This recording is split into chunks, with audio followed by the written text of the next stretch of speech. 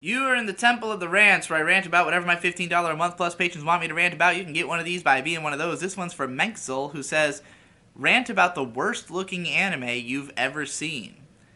Now, I really was racking my brain to try to think of one particular anime that stood out as the worst looking, because there's a lot of anime that look bad in a lot of different ways.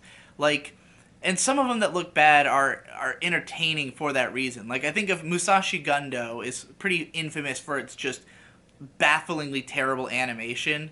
But it is entertaining to watch because the animation is so bad, and like I don't think the character design sense or like color design is necessarily so terrible. It's mostly just the animation that is so unbelievably bad. But can I say it's the worst looking anime I've seen? I don't know.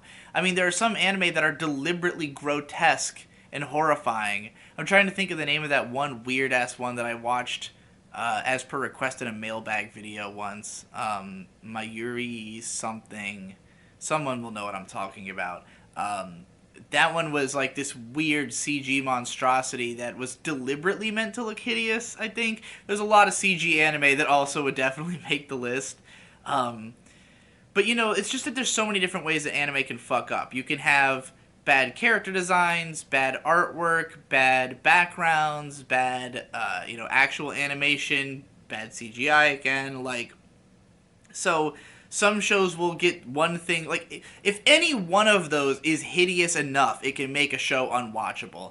And so like, oh god, Death March to the Parallel World Rhapsody, that's probably up there. Just for the sheer amount of jank. The character designs were really generic. They were never on model in the first episode. The backgrounds were hideous. That one was really bad looking. And that kind of spurred the whole "We Have Accepted Mediocrity" video. Just seeing that anyone was watching that show at all when it looked so fucking bad. But I just want to use this as an excuse to touch back on JoJo Part 5.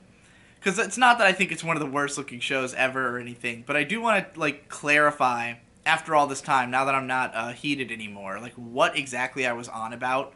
Because the thing about JoJo Part 5 is that, first of all, the backgrounds are like clearly all of the colorization of the backgrounds is just done with like quick filters, like just quick texture filters. There's not much detail, and I don't think the filters look good. Like, I really hate the aesthetic of the background because they look so cheap and shitty in a way that kind of, like, if I'm being honest, reminds me of Jinryu wa Suitai Shimashita, Humanity Has Declined, a show that I love, but I've never cared that much for the backgrounds because they all just seem to have this cheap Photoshop filter placed on them.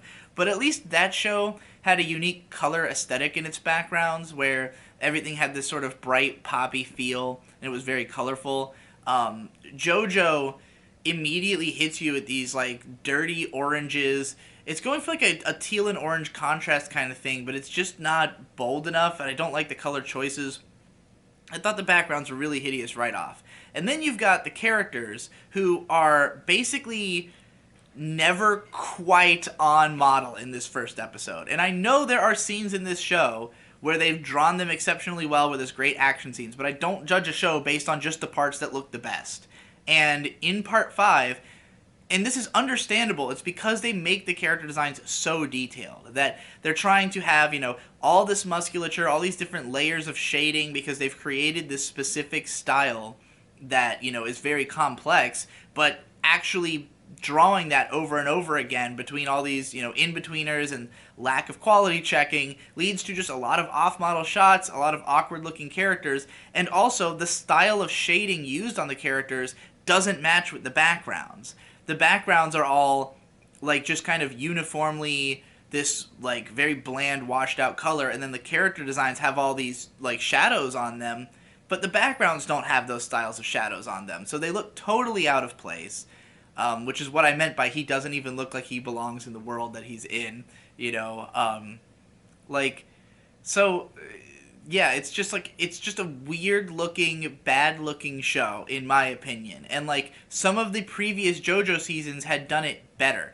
Part 4, for instance, had a really cool aesthetic in its backgrounds, where they used all these really sharp colors and gave it this like comic book feel that the characters felt right at home in, and there were interesting directing techniques where like the way that shots would transition into each other was interesting.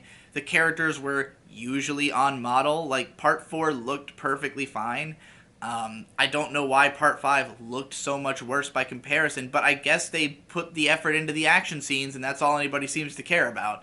So like that show, while not the worst looking show I'd ever seen, was definitely an example of just kind of doing everything a little wrong. It was like the characters don't look right in the setting. The setting looks bad. The characters are not drawn well most of the time.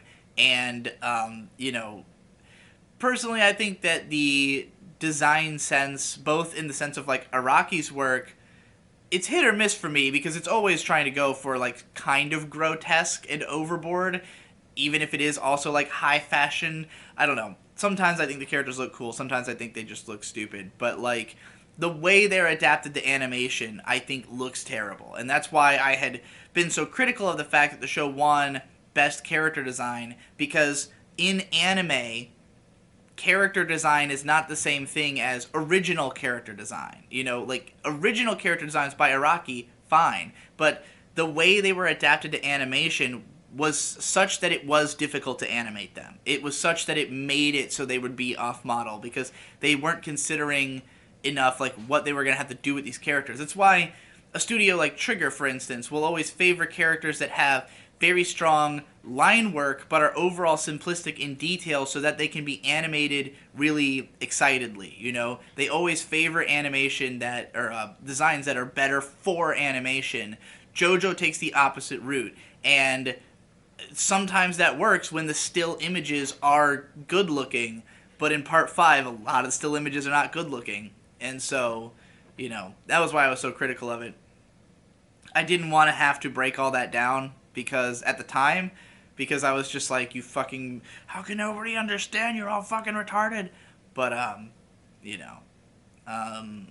think that pretty much boils it all down.